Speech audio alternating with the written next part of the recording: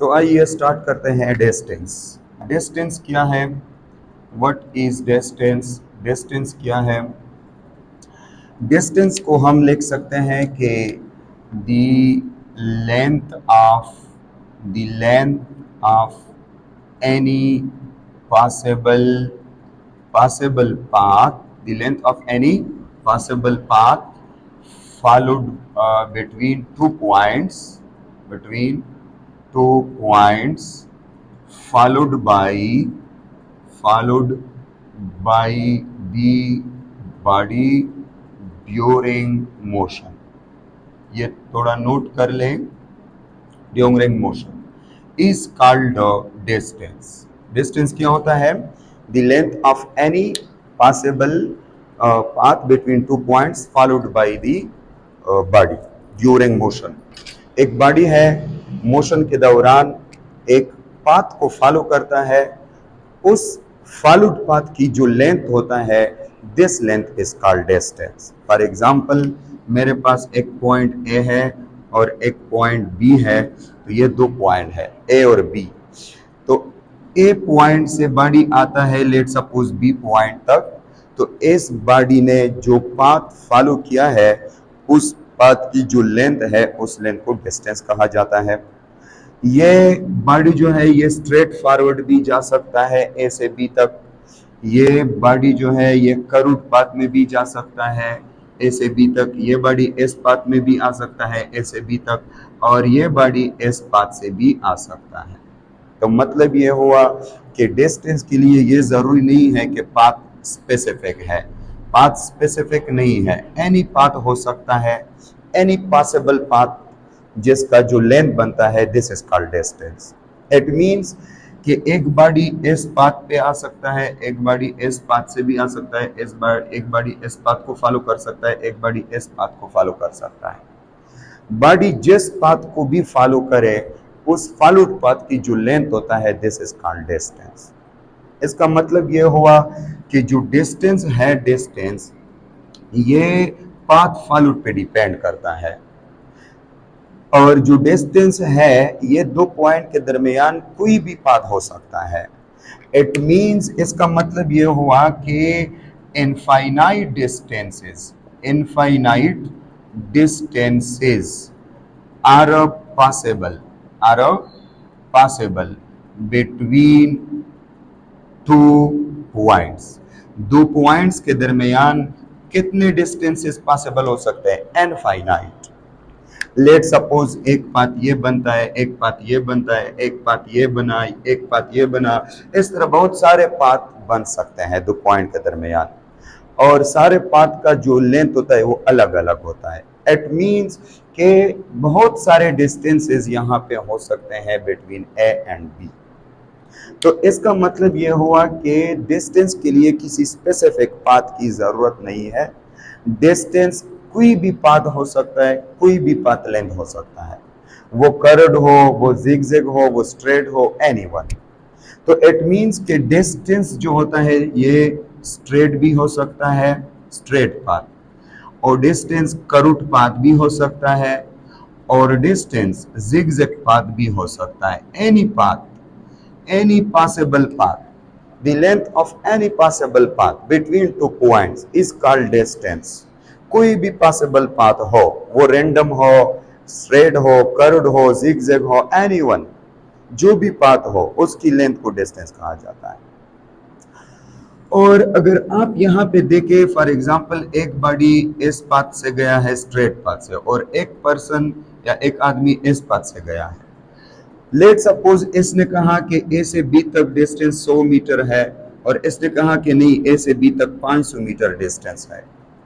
तो अब अगर आपसे मैं पूछूं कि कौन सा जो है वो करेक्ट है, तो दोनों करेक्ट है। ये पर्सन भी करेक्ट है और ये भी करेक्ट है। क्यों? क्योंकि डिस्टेंस क्या होता है? डिस्टेंस उस पाथ की लेंथ को कहते हैं जो पाथ की कोई बॉडी फॉलो करता है। तो इस पर्सन ने ये पाथ फॉलो किया है, तो उसके लिए डिस्टेंस लेट सपोज बन रहा है 100 मीटर। तो इस पर्सन के लिहाज से ये दो पॉइंट के दरमियान डिस्टेंस 100 मीटर है। और अगर इस पर्सन ने ये पाथ फॉलो किया है तो इसके लिए इस पाथ की लेंथ बन रहा है 500 मीटर, तो इस पर्सन के लिए डिस्टेंस है 500 मीटर। तो इट मींस के दो पॉइंट है, इस पर्सन के लिए पॉइंट सेम है, इस पर्सन के लिए पॉइंट सेम है। इनिशियल और फाइनल पॉइंट तो सेम है, स्टार्टिंग और एंड पॉइंट तो सेम है, लेकिन इन दो सेम पॉइंट के दरमियान दो बॉडीज के लिए दो मुख्तलिफ डिस्टेंसेस हो सकते हैं। वो डिपेंड करता है इस बॉडी की पाथ फॉलो पे। तो हम यहाँ पे लिख सकते हैं, एक तो हमने ये लिखा कि इनफाइनाइट डिस्टेंसेस हो सकते हैं, एक बॉडी एक पाथ से, दूसरी बॉडी दूसरी पाथ से, तीसरी बॉडी तीसरी पाथ से। तो इस तरह मुख्तलिफ पाथ को फॉलो करने से मुख्तलिफ डिस्टेंसेस बनते हैं। और दूसरा हम ये कह सकते हैं कि जो डिस्टेंस होता है ना, distance this depend upon, distance depend upon path followed. Distance path followed पे डिपेंड करता है। कैसे डिपेंड करता है? देखिए, डिस्टेंस की डिफिनीशन ये है the length of the path followed. अब डिस्टेंस कब ज्यादा होगा? जब पाथ फॉलोड जो है उसकी लेंथ ज्यादा हो। डिस्टेंस कम कब होगा? जब पाथ फॉलोड की लेंथ कम हो। तो इस तरह डिस्टेंस जो है ये पाथ फॉलोड पे डिपेंड करता है। दो पॉइंट होते हैं, दो सेम पॉइंट, लेकिन इसके दरमियान अगर आप शॉर्टेस्ट पाथ को फॉलो करते हो तो आपका डिस्टेंस कम है, और अगर आप एक लॉन्गर पाथ को फॉलो करते हैं तो आपका डिस्टेंस ज्यादा है। तो इट मींस कि जो डिस्टेंस है वो इस पे डिपेंड कर रहा है कि कोई बॉडी किस पाथ को फॉलो कर रहा है। अगर बॉडी लॉन्गर पाथ को फॉलो कर रहा है तो लेंथ ज्यादा आ जाएगी, डिस्टेंस ज्यादा होगी, एंड वाइस वर्सा। और तीसरा पॉइंट ये नोट कर ले कि जो डिस्टेंस है, distance is independent, distance is independent of initial and final point. Distance जो है ये इनिशियल और फाइनल पॉइंट से इंडिपेंडेंट है। इसका क्या मतलब है? देखें, अगर डिस्टेंस इनिशियल और फाइनल पॉइंट पे डिपेंड करता तो यहां पे इन दो बॉडीज के डिस्टेंस सेम आते, क्योंकि इन दो पर्सन की इनिशियल और फाइनल पॉइंट, स्टार्टिंग और एंड पॉइंट सेम है। अब अगर डिस्टेंस इनिशियल और फाइनल पॉइंट पे डिपेंड करता तो इन दोनों बॉडी के डिस्टेंस सेम होने चाहिए। मतलब यह हुआ कि इनिशियल और फाइनल पॉइंट तो सेम है लेकिन डिस्टेंसेस मुख्तलिफ आ रहे हैं। इसका यह मतलब हुआ कि डिस्टेंस जो है ये इनिशियल और फाइनल पॉइंट पे डिपेंड नहीं करता, वो सेम है या डिफरेंट है इस पे डिपेंड नहीं करता, बल्कि इस पे डिपेंड कर रहा है कि ये दो पॉइंट के दरमियान जो पाथ फॉलो किया गया है ये शॉर्ट है या लॉन्ग है, इस पे डिपेंड करता है। देखिए, मैं आप लोगों को एक डायग्राम के थ्रू बताता हूं। फॉर एग्जांपल, हमारे पास ये पॉइंट ए है और ये पॉइंट बी है, ये पॉइंट ए डैश है और ये पॉइंट बी डैश है। ये देखें, अब ये दो पॉइंट नजदीक है एक दूसरे के और ये दो पॉइंट एक दूसरे से दूर है। अब यहाँ पे अगर मैं चाहूं कि ये मेरा, फॉर एग्जांपल ये मेरा डिस्टेंस है, इस रास्ते से मैं आ गया, ये देखे, और इस रास्ते से मैं इन दो पॉइंट के दरमियान आ गया। अब यहाँ पे देखे, इस रास्ते पे जो पॉइंट ए और पॉइंट बी के दरमियान जो रास्ता फॉलो किया गया है, इस आदमी की जो डिस्टेंस है वो ज्यादा है एज कंपेयर टू इस केस में। हालांकि यहाँ पे दो पॉइंट दूर भी है एक दूसरे से, लेकिन फिर भी इसमें ज्यादा डिस्टेंस कवर्ड हो रहा है एज कंपेयर टू दिस, अगर पॉइंट नजदीक क्यों नहीं है। तो इसका ये मतलब हुआ कि जो डिस्टेंस है ये आपको ये नहीं बता रहा कि ये दो पॉइंट दूर है या एक दूसरे के नजदीक है। अगर किसी ने आपसे पूछा कि यार यहां से वहां तक बहुत ज्यादा डिस्टेंस है, तो ये इसका ये मतलब नहीं है कि ये दो पॉइंट बहुत दूर है। ये दो पॉइंट दूर नहीं है, ये तो नजदीक है, लेकिन डिस्टेंस फिर भी ज्यादा है।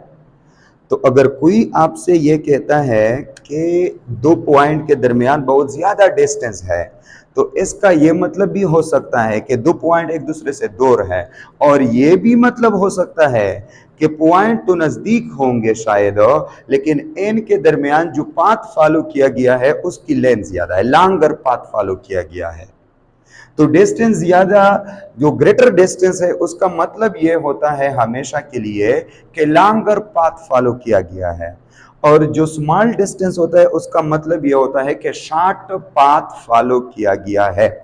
जैसा कि यहाँ पे पॉइंट तो सेम है, लेकिन अगर मैं कहूँ, अगर ये आदमी कहे कि यार यहाँ पे तो पॉइंट ए और पॉइंट बी नजदीक है, और ये कहे कि पॉइंट ए और पॉइंट बी दूर है, ठीक है, तो ये भी ठीक है और ये भी ठीक है। ये क्यों ठीक है? क्योंकि इसने शॉर्ट पाथ फॉलो किया है। और ये क्यों ठीक है? क्योंकि इसने लॉन्गर पाथ फॉलो किया है। तो डिस्टेंस ज्यादा होने का मतलब है लॉन्गर पाथ को फॉलो करना, और डिस्टेंस कम करने, स्मॉल डिस्टेंस का मतलब होता है शॉर्ट पाथ को फॉलो करना। This is the concept about distance. Distance आपको दो पॉइंट के दरमियान दूरी या नजदीक नहीं बताता, बल्कि दो पॉइंट के दरमियान जो पाथ फॉलोड होता है उसकी लेंथ बताता है कि किसी का डिस्टेंस अगर ज्यादा है तो इट मींस के लॉन्गर पाथ फॉलो किया गया है, और किसी का डिस्टेंस अगर कम आ रहा है तो इट मींस के इसने शॉर्ट पाथ फॉलो किया है। ओके, अब अगर मैं डिस्प्लेसमेंट की तरफ आऊं, डिस्प्लेसमेंट की तरफ, तो डिस्प्लेसमेंट क्या होता है? What is displacement? डिस्प्लेसमेंट की डिफिनीशन ये है कि any any straight any straight and directed path any straight and directed path between two points, मतलब initial and final points, is called displacement. Any straight and directed path between two points is called displacement. किसी भी दो point के दरमियान जो shortest और directed path होता है, फॉर एग्जांपल हमारे पास एक पॉइंट ए है और एक पॉइंट बी है, तो पॉइंट ए और पॉइंट बी के दरमियान डिस्टेंस तो ज्यादा बन सकते हैं, इनफाइनाइट नंबर ऑफ डिस्टेंसेस बन सकते हैं, लेकिन डिस्प्लेसमेंट सिर्फ एक बनेगा। डिस्प्लेसमेंट सिर्फ और सिर्फ एक बनेगा, और वो है ये, दिस इज द डिस्प्लेसमेंट। ये हमारे पास है स्ट्रेट और दूसरा है डायरेक्टेड। एरो हेड लगाएंगे, अगर बी की तरफ मोशन है तो बी की तरफ एरो हेड, और अगर ए की तरफ मोशन है बी से तो ए की तरफ एरो हेड। तो डिस्प्लेसमेंट हमेशा के लिए एक स्ट्रेट या शॉर्टेस्ट भी लिख सकते हैं, क्योंकि स्ट्रेट शॉर्टेस्ट होता है। शॉर्टेस्ट लिखते हो या स्ट्रेट लिखते हो। स्ट्रेट और डायरेक्टेड, डायरेक्टेड मतलब इसकी डायरेक्शन है ए से बी की तरफ या बी से ए की तरफ। This is called displacement. अब यहां पे देखें, अगर एक बंदा जो है, एक पर्सन, एक बॉडी यहां से यहां तक आता है इस रास्ते से, और एक आता है इस स्ट्रेट रास्ते से, और एक आता है यहां से यहां तक इस रास्ते से, देख ले तीन रास्ते हैं, ठीक है। अब इसने लेट सपोज डिस्टेंस काउंट किया 150 मीटर, इसने काउंट किया लेट सपोज 80 मीटर, इसने काउंट किया लेट सपोज 30 मीटर, ठीक है। अब अगर आप इन तीन बंदों से पूछे कि आप लोगों की डिस्टेंस इक्वल है या डिफरेंट है, तो ये क्या कहेंगे? हमारे डिस्टेंस डिफरेंट है। ये कहेगा कि मेरा डिस्टेंस तो 80 मीटर है, ये कहेगा कि मेरा डिस्टेंस तो 150 मीटर है, ये कहेगा मेरा डिस्टेंस तो 30 मीटर है। लेकिन अगर आपने इन तीनों से पूछा कि आप लोगों की डिस्प्लेसमेंट क्या है, तो ये तो कहेगा कि मेरा डिस्प्लेसमेंट 30 मीटर है। ये क्या कहेगा? ये भी कहेगा कि मेरा डिस्प्लेसमेंट 30 मीटर है। ये भी कहेगा कि मेरा डिस्प्लेसमेंट 30 मीटर है। हालांकि ये पर्सन जो है, ये या ये तो इस रास्ते से आया हुआ है, इस रास्ते से आया हुआ है, इसका डिस्टेंस तो 150 मीटर है, लेकिन इसका डिस्प्लेसमेंट ये वाला नहीं बनता। डिस्प्लेसमेंट कौन सा होता है? डिस्प्लेसमेंट हमेशा शॉर्टेस्ट और स्ट्रेट होता है। अब ये पर्सन इस रास्ते से आया है, लेकिन इस पर्सन का जो डिस्प्लेसमेंट होता है ये नहीं है, इस पर्सन का डिस्प्लेसमेंट ये वाला है। तो इन तीनों पर्सन के लिए डिस्प्लेसमेंट सेम है। अगर डिस्टेंस तो मुख्तलिफ है इन तीनों के लिए, लेकिन डिस्प्लेसमेंट ये सेम है। क्यों? क्योंकि डिस्प्लेसमेंट जो होता है ये एक ही पाथ की लेंथ को कहते हैं, एक ही पाथ की लेंथ को कहते हैं, और वो कौन सा पाथ होता है? वो स्ट्रेट पाथ होता है। डिस्टेंस तो किसी भी पॉसिबल पाथ की लेंथ को कहते हैं, लेकिन डिस्प्लेसमेंट सिर्फ और सिर्फ एक ही पाथ लेंथ होता है और वो पाथ होता है स्ट्रेट। इन दो पॉइंट के दरमियान आप जिस रास्ते से जाए, जिस पाथ को फॉलो करे, आपकी डिस्प्लेसमेंट सिर्फ और सिर्फ एक आएगी और वो डिस्प्लेसमेंट है ये वाला, शॉर्टेस्ट एंड स्ट्रेट। समझ गए? इसका मतलब ये होता है कि जो डिस्प्लेसमेंट होता है ना, displacement that is independent of the path follow. Displacement क्या होता है? Displacement is independent of the path followed। ये पाथ फॉलोड पे डिपेंड नहीं करता। क्यों नहीं करता? क्योंकि डिस्प्लेसमेंट सिर्फ एक ही पाथ फॉलोड की लेंथ होता है, वो है shortest and straight and directed. अगर कोई बॉडी कर्व्ड पाथ को फॉलो करे, उसका डिस्प्लेसमेंट हमेशा के लिए स्ट्रेट बनेगा। अगर कोई बॉडी रैंडम पाथ को फॉलो करे, उसका डिस्प्लेसमेंट हमेशा के लिए स्ट्रेट बनेगा। और अगर कोई बॉडी स्ट्रेट को फॉलो करे तो वो स्ट्रेट ही उसका डिस्प्लेसमेंट है। तो डिस्प्लेसमेंट आप जिस पाथ को फॉलो करते हो, पाथ की शेप पे डिपेंड नहीं करता। कर्व्ड पाथ हो, रैंडम पाथ हो, जिगजैग पाथ हो, ट्रायंगुलर पाथ हो, रेक्टेंगुलर पाथ हो, किसी भी दो पॉइंट के दरमियान जिस तरह की पाथ को बॉडी फॉलो करता है, उन तमाम पाथ के लिए सिर्फ एक ही डिस्प्लेसमेंट होता है जो कि शॉर्टेस्ट और डायरेक्टेड हो। जबकि डिस्टेंसेस आप दो पॉइंट के दरमियान इनफाइनाइट नंबर के ले सकते हो। तो मेन फर्क ये है कि distance depend upon path followed while displacement doesn't depend upon path followed. यहां पे हमने लिखा है distance is independent of initial and final point, और यहां पे हम लिखते हैं कि displacement depend upon initial and final point. Initial और फाइनल पॉइंट पे डिस्प्लेसमेंट डिपेंड करता है। कैसे? देखिए, मेरे पास अगर एक पॉइंट ए है और एक पॉइंट बी है, यहां पे एक पॉइंट ए डैश और यहां पे एक पॉइंट बी डैश, ठीक है। अब अगर मैं आपको बता दूं कि पॉइंट ए और बी के दरमियान डिस्प्लेसमेंट को ड्रा करें, तो this is the displacement between A and B, और ए डैश और बी डैश के दरमियान displacement, this is the displacement between A and B. अब देखें, अगर एक फॉर एग्जांपल यहां पे दो बॉडीज जो है, दो पर्सन मूविंग कर रहे इस रास्ते से, तो दोनों पर्सन के लिए डिस्प्लेसमेंट क्या है? सेम है। डिस्प्लेसमेंट क्यों सेम है? क्योंकि इनिशियल और फाइनल पॉइंट इन दोनों के सेम है। और अगर एक पर्सन यहां से इस पॉइंट ए डैश से बी डैश की तरफ जा रहा है, तो इस थर्ड पर्सन की जो डिस्प्लेसमेंट है, ये इन दो पर्सन की डिस्प्लेसमेंट से अलग है, मुख्तलिफ है। ये मुख्तलिफ क्यों है? क्योंकि इसकी इनिशियल और फाइनल पॉइंट इनसे क्या है? मुख्तलिफ है। तो जब जितने भी बॉडी हो, जब तक तमाम बॉडीज के, तमाम मूवेबल ऑब्जेक्ट के इनिशियल और फाइनल पॉइंट सेम हो, तब तक डिस्प्लेसमेंट एक ही रहेगा। लेकिन जब इनिशियल और फाइनल पॉइंट मुख्तलिफ हो जाए, तो डिस्प्लेसमेंट जो है वो क्या हो जाएगा? मुख्तलिफ हो जाएगा। तो डिस्प्लेसमेंट जो है, this depend upon initial and final point, while distance जो है, this is independent of initial and final point. यहां पे तीन बॉडीज हैं, इनिशियल और फाइनल पॉइंट दोनों के सेम हैं, लेकिन डिस्टेंस मुख्तलिफ आ रहे हैं। इट मींस कि डिस्टेंस इनिशियल और फाइनल पॉइंट में डिपेंड नहीं करते। और डिस्प्लेसमेंट में जब तक आपने इनिशियल और फाइनल पॉइंट चेंज ना की हो, तब तक डिस्प्लेसमेंट चेंज नहीं हो, डिस्प्लेसमेंट सेम आएगी, ठीक है। This is the difference between the distance and displacement. अब देखें, मैं ये लिख सकता हूं कि जो डिस्प्लेसमेंट है, मैं ये लिख सकता हूं कि जो डिस्प्लेसमेंट है, this show, displacement show the separation between two points, separation between two points। Displacement जो है, ये दो पॉइंट्स के दरमियान जो सेपरेशन है उसको शो करता है।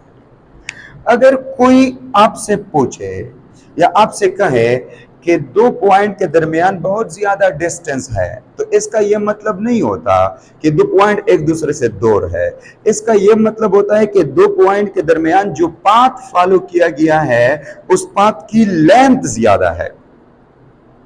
लेकिन अगर आपसे कोई कहे कि दो पॉइंट है और उनके दरमियान बहुत ज्यादा डिस्प्लेसमेंट है, तो इसका यह मतलब होता है कि ये दो पॉइंट एक दूसरे से बहुत दूर है।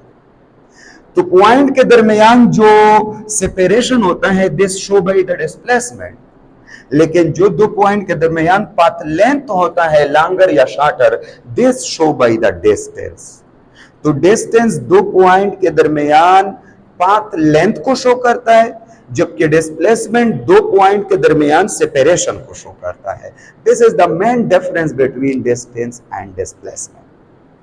ओके, तीसरा मैं ये लिख सकता हूं कि any straight and directed distance is called displacement. Straight और डायरेक्टेड डिस्टेंस को डिस्प्लेसमेंट कहते हैं। या मैं ये लिख सकता हूं कि डिस्प्लेसमेंट इज डिस्टेंस। डिस्प्लेसमेंट एक डिस्टेंस होता है,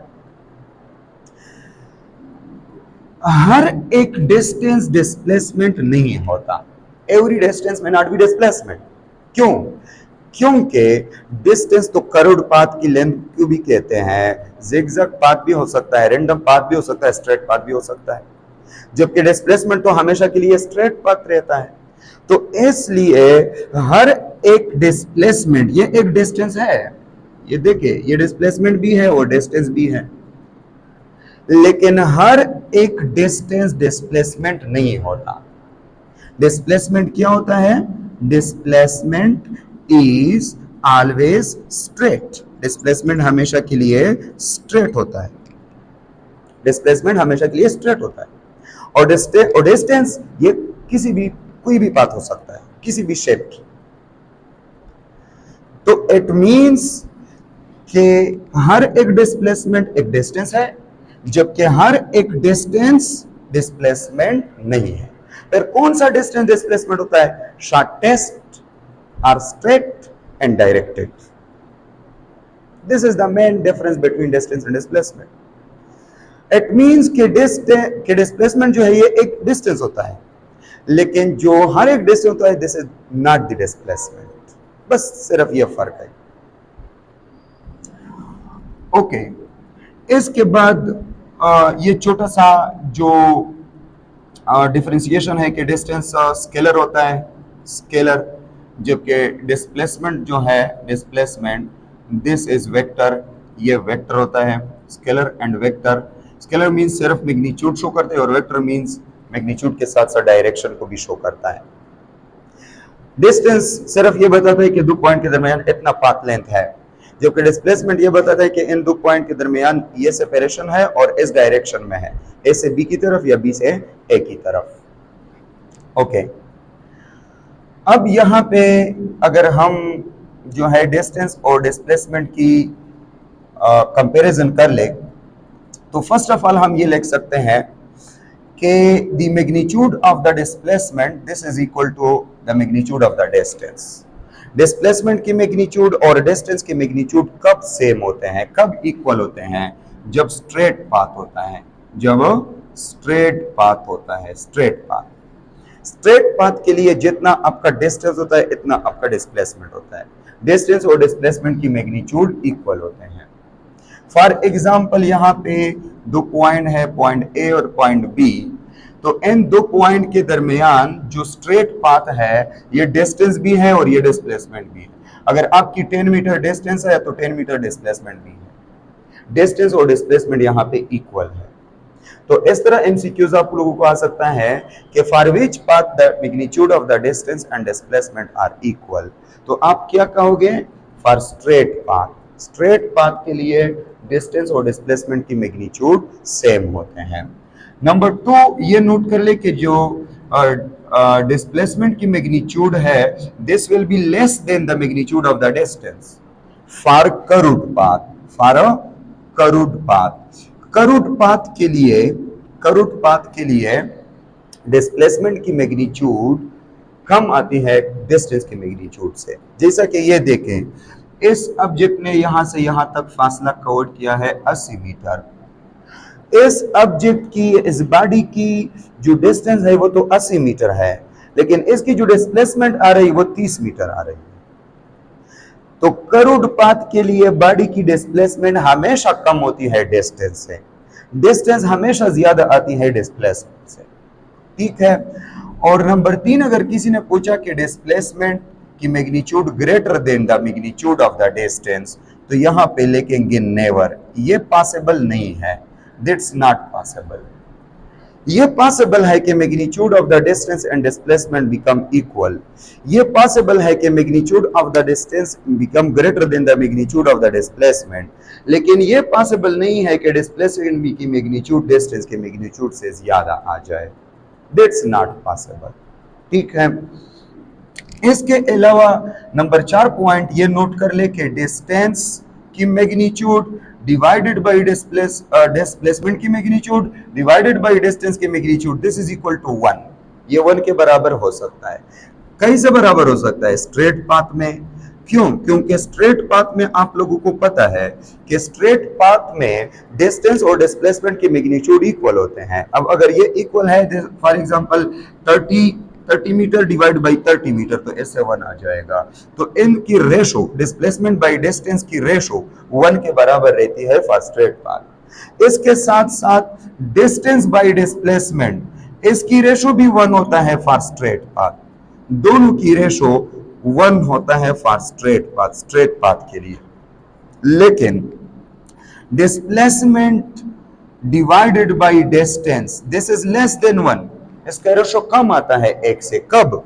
फॉर करूड पाथ के लिए, करूड पाथ। क्यों? क्योंकि आप लोगों को पता है कि करूड पाथ के लिए डिस्प्लेसमेंट की मैग्नीट्यूड कम होती है और डिस्टेंस की मैग्नीट्यूड ज्यादा। तो अगर डिनोमिनेटर नोमिनेटर से ज्यादा हुआ तो लेस देन 1 आएगा। तो इस तरह करूड पाथ के लिए ये रेशो रहता है। और नंबर 7 ये नोट कर ले कि distance by displacement, this will greater than 1 for curved path. ये करूड पाथ से फिर ग्रेटर रहेगा। क्यों? क्योंकि डिस्टेंस ज्यादा होता है डिस्प्लेसमेंट से, तो ये रेशो भी 1 से ग्रेटर आएगा फॉर करूड पाथ। ठीक है। और ये एक और रेशो नोट कर ले कि displacement magnitude divide by distance. अगर किसी ने पूछा कि ये ग्रेटर देन 1 आ सकता है, greater than 1 displacement by distance, ये इक्वल टू 1 तो आ सकता है, ये लेस देन 1 तो आ सकता है, लेकिन ये ग्रेटर देन 1 नहीं आ सकता। क्यों नहीं आ सकता? क्योंकि डिस्प्लेसमेंट डिस्टेंस से ग्रेटर हो नहीं सकता, तो इस तरह ये 1 से ग्रेटर नहीं आ सकता। हाँ, अगर किसी ने ये पूछा कि distance by displacement this is less than 1, ये लेस देन 1 आ सकता है? नहीं। क्यों? ये इक्वल तो हो सकता है 1 के, ये ग्रेटर भी हो सकता है 1 से, लेकिन ये 1 से लेस नहीं हो सकता। अगर आप इसको लेस देन 1 पुट करते हो तो इसका मतलब ये होता है कि डिस्टेंस कम है, डिस्प्लेसमेंट ज्यादा है, और ये हो नहीं सकता कि डिस्प्लेसमेंट ज्यादा हो और डिस्टेंस कम हो। तो these are the ratio between distance and displacement. 1 के बराबर कब होता है, लेस देन 1 कब होता है, ग्रेटर देन 1 कब होता है, थोड़ा ये आप लोग नोट कर ले। ठीक है। अब स्क्रीनशॉट ले ले, बाकी मजीद आगे जाते हैं, डिस्टेंस और डिस्प्लेसमेंट के कंपैरिजन को आगे ले जाते हैं कि आगे क्या होता है। ठीक है। Okay.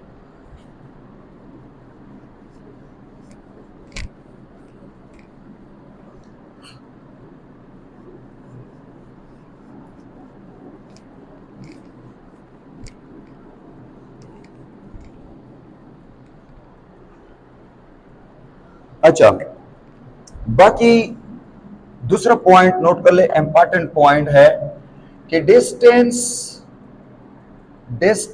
Is non negative parameter.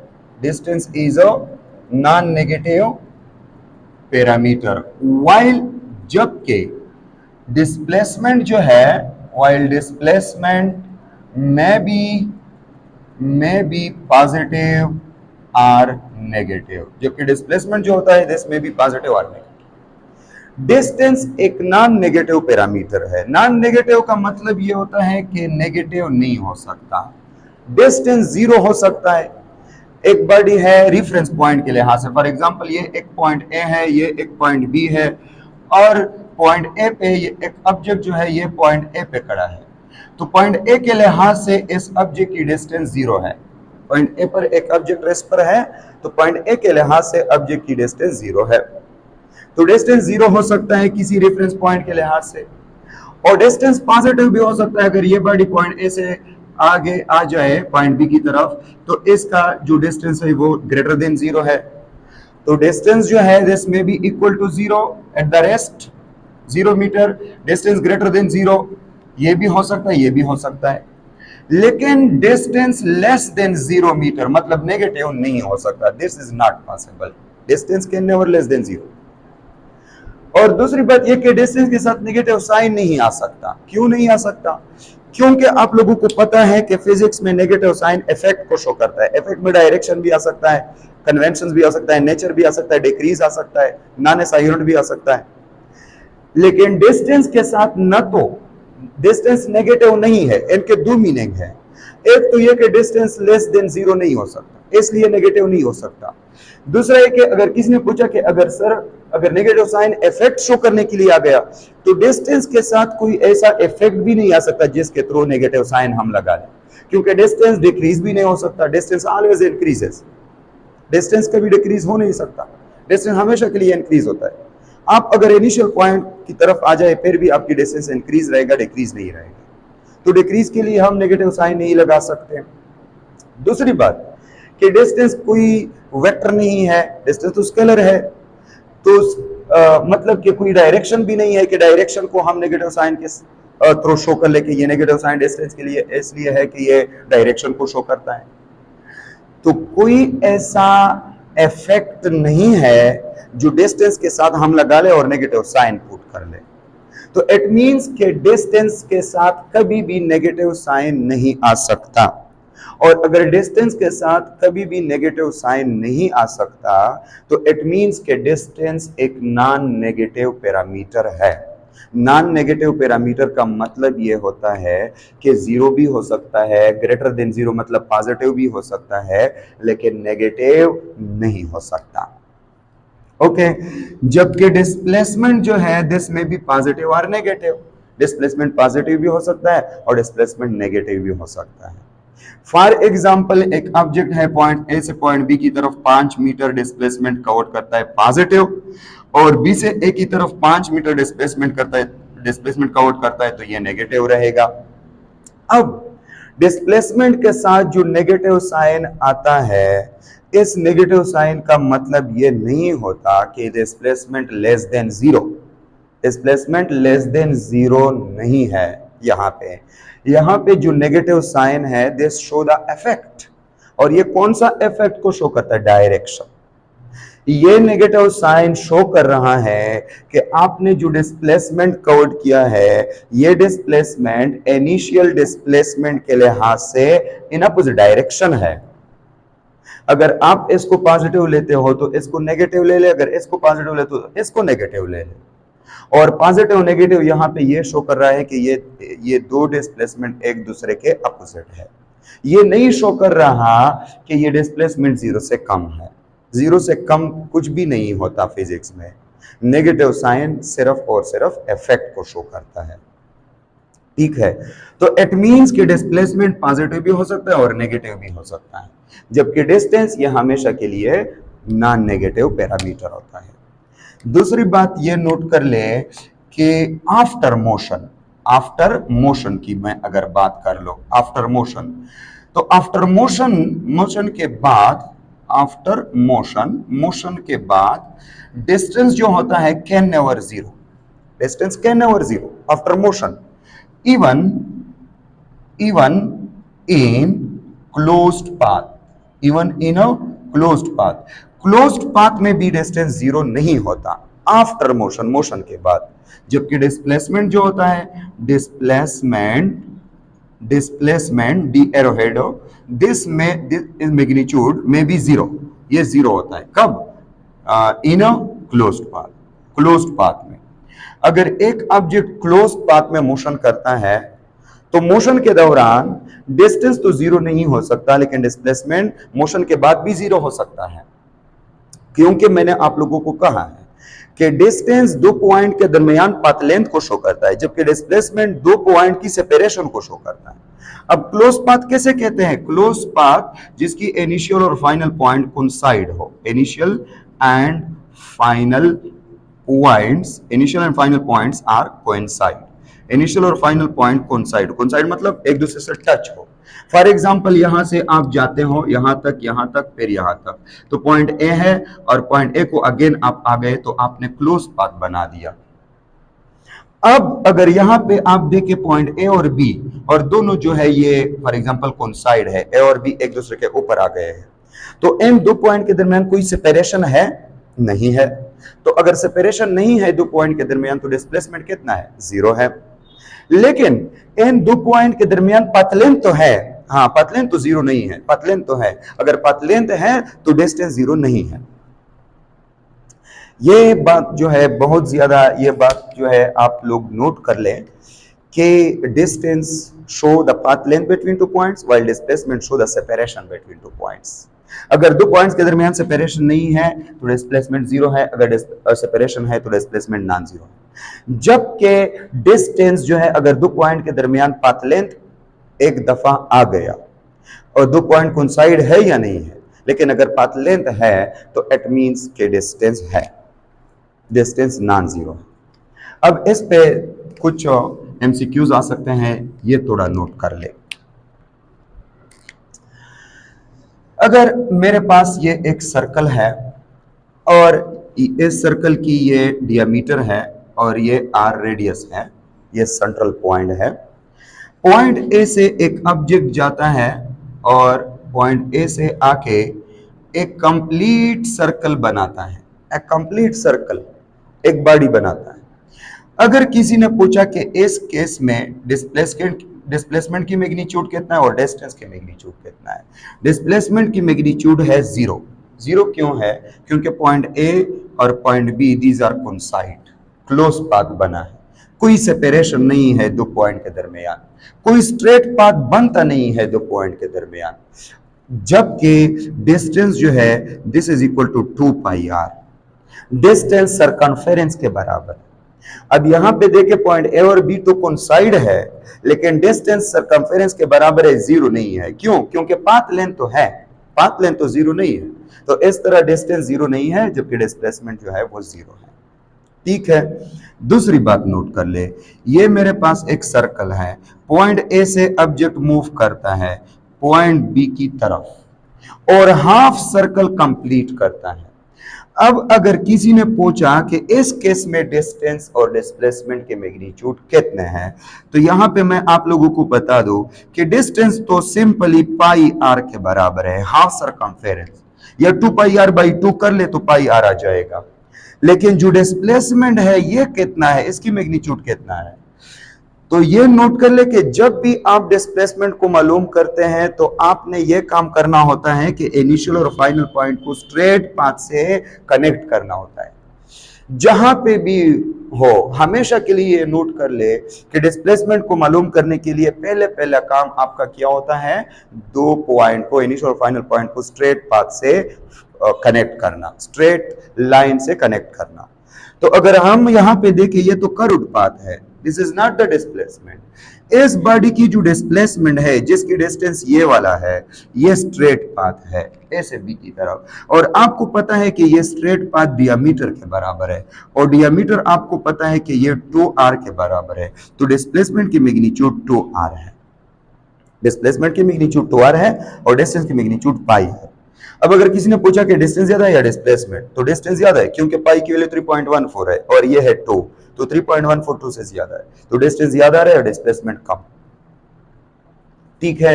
दूसरा एक तीसरा केस नोट कर ले, ये एक सर्कुलर पाथ है, ये डियामीटर है, ये रेडियस है यहां से यहां तक, और एक ऑब्जेक्ट अगर पॉइंट ए से पॉइंट बी की तरफ आता है, पॉइंट ए से पॉइंट बी की तरफ, सर्कल की 4वां हिस्सा जो है वो कंप्लीट करता है, quarter of the circle.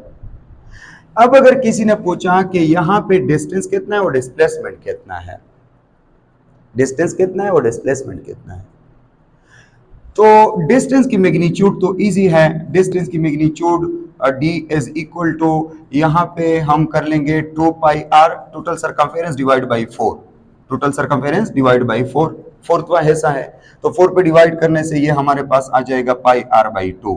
Pi r by 2 distance तो है, डिस्टेंस तो इजी है, लेकिन अगर किसी ने पूछा कि डिस्प्लेसमेंट की मैग्नीट्यूड कितना है, तो कौन मालूम कर सकता है डिस्प्लेसमेंट की मैग्नीट्यूड? तो मैंने आप लोगों को पहले कहा है कि डिस्प्लेसमेंट को हमेशा के लिए मालूम करना होता है, तो उसके लिए हमेशा ये कर ले कि इनिशियल और फाइनल पॉइंट को जो है वो स्ट्रेट पाथ से कनेक्ट कर ले। तो अगर मैं ये देखूं ये पॉइंट ए और ये पॉइंट बी है, इसको मैं इस स्ट्रेट पाथ से कनेक्ट कर लो, this is the straight path between A and B and towards B, this is. अब ये स्ट्रेट पाथ जो है इसका जितना लेंथ बनता है, this is the displacement between A and B point. अब ये हम कैसे मालूम करेंगे? इसको मालूम करने के लिए आप एक ट्राइंगल बना दे इस तरह और इस तरह, ठीक है? ये आर है और ये आर है और ये डिस्प्लेसमेंट की मैग्नीट्यूड है। तो ये हाइपोटेन्यूज है, ये बेस है और ये परपेंडिकुलर है।